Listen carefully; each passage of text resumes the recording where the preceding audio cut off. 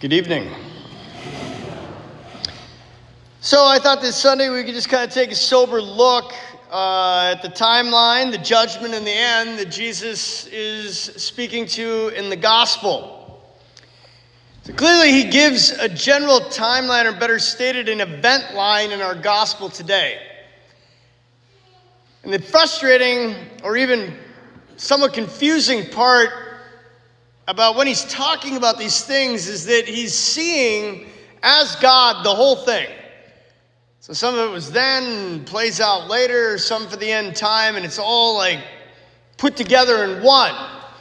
Then again, it's pretty amazing at the same time that he's able to do it, because he only has this very limited amount of time in his ministry to kind of get it all out. Everything that the Word has to say to get into the Scriptures, to get to every generation that's going to exist all the way to his return. So if we run the gospel in reverse, we come to see that many things that he's mentioned have in fact happened in that order. So here it again. Before all this happens, they will seize and persecute you. They will hand you over to synagogues, to prisons, kings and governors in my name. Well, obviously, if we look back into history, this has happened throughout the early church and subsequently through the ages of church, even through the church. Nation will rise against nation and kingdom against kingdom. Powerful earthquakes, famines, plagues from place to place. Well, clearly throughout the last 2,000 years, there have been massive wars, particularly in the last 100 years. Huge national rises of kingdoms and subsequent collapses. And of course, we've had a multitude of calamities many times over the last 2 millennia. Many will come in my name, saying, I am he, and the time has come. Do not follow them. Now, this is where it gets a little bit more interesting in our modern day and age. In the early church, we in fact had a few that came to claim to be the Messiah. But in our modern time, we've actually had some real crazies that claim to be Jesus himself. All one has to call to mind is Jim Jones. I always found the man's name very interesting, but most people would know don't drink the strychnine, right? He's the one who led his entire cult down to South America. And when the CIA was closing in on him, somehow convinced a whole pile, thousands of people, to kill themselves in his name because he was Jesus Christ. David Koresh, Waco, Texas, burned up in a building, along with his followers, also claimed to be Jesus Christ. Not to mention all the events surrounding 2000, the whole Mayan thing in 2012, 2017, and the enormous amount of end times prophecies, documentaries, and predictions, all false. None of it came to fruition, but they made a lot of money, generated a lot of fame, which leads us to the warning. Christ's most important line for those living in the present: see that you be not deceived. How is one deceived? Well, we've been deceived pretty hardcore for the last 500 years on multiple levels. But simply put, one is not deceived by staying within, quote unquote, the teachings of the church. It is the most reliable foundational map that God has given us over the last 2 millennia that we have. We are Catholic. We are Christian, inasmuch as we are following those teachings, not so much failing in the sense of weakness, but not rejecting them. That's where we begin to get in trouble, because if we're not following that, we have to ask ourselves, what, or better yet, who are we following? Because we will be following something.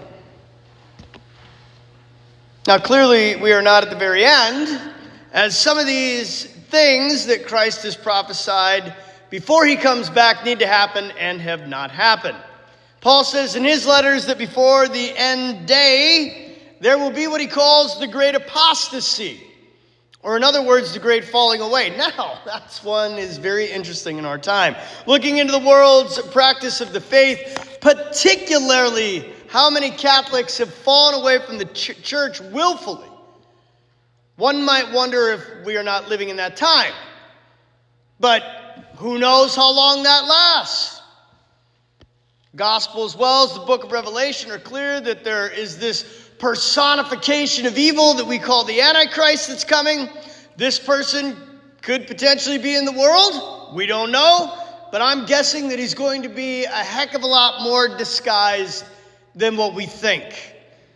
It's not going to be some obvious, the Antichrist. Do I want to follow him or not? It says the whole world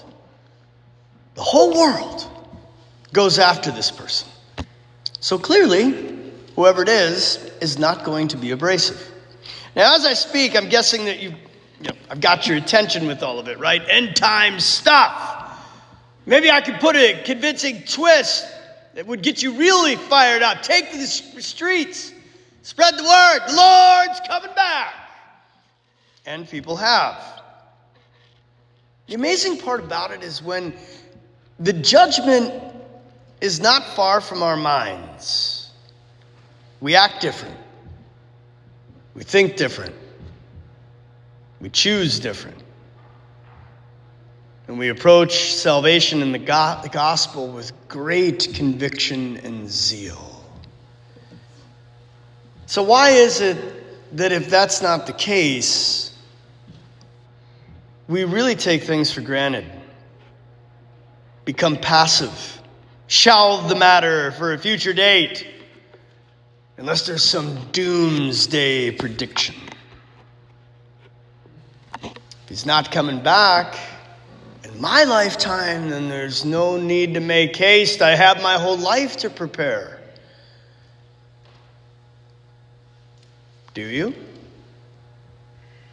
We may not have our whole life as we think our life should be. Our day may be up tomorrow. We may not be at Christ's return, the general judgment of the resurrection from the dead. For all I know, that's another 1,000 years away, everyone. But I know I have to die. None of us are getting out of this alive. And this is where Malachi's prophecy in our first reading really comes to life. Lo, the day is coming, blazing like an oven. That's the whole point of the end. The end of the world is the end of your life. It's really just the same, isn't it? And when you die and you come before Christ, that's it. It's final. Done deal. No coming back. And that day should be at the front and center of our minds and on our souls, no different than if we knew the actual date of the end of the world and Christ's return. So I'll leave you with a little spiritual evaluation to consider this Sunday. Let's say it's your day this week. Roughly 1 million people globally will die this week. 1 million. Young and old. That's 150,000 people a day. What if you're one of the million? What does your particular judgment look like? Now be honest and approach it the right way. Am I living in the state of grace? When you really think about it, all that matters is that you die in the state of grace. And don't take the approach of, I'm not a bad person. It doesn't work that way. I haven't committed murder. Great. I'm not this, I'm not that. Christ isn't going to approach it that way. He will reveal your life as it stands in the absolute truth of his divinity.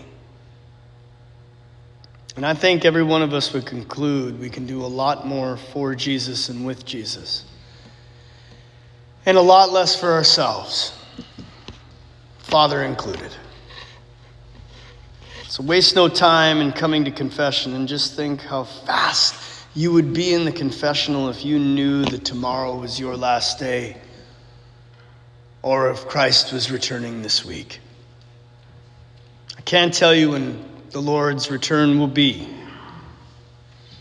or when the day of Christ will come, but as his servant and herald, let me echo the Master's words that we know to be absolutely true. Stay awake,